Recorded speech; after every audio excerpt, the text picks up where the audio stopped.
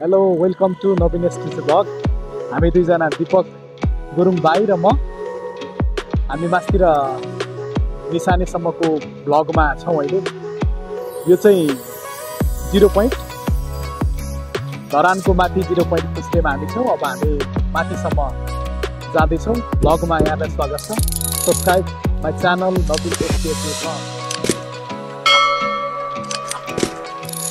A few moments later. हामी धरानको निशाने भन्नेमा आएका छौँ। सारङ्गादेखि अलिकति माथिपट्टि। अब यहाँबाट तपाईँलाई धरानको भ्यू म देखाउन चाहन्छु।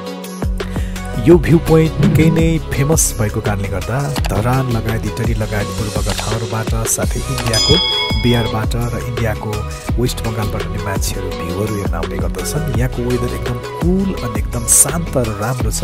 अनि यहाँबाट भ्यू पनि राम्रो देखिने भएको कारणले गर्दा मान्छेको चहलपहल आवतजावतहरू अनि भ्यूै हेर्नको लागि पनि धेरै मान्छेहरू आएको पाउँदछौँ।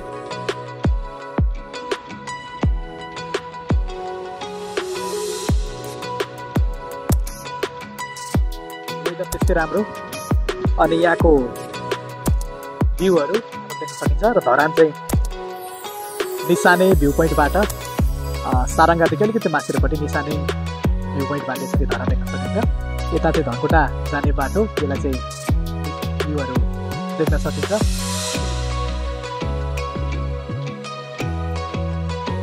ब्लगमा तपाईँले देख्नुभयो धरानको भ्यूहरू।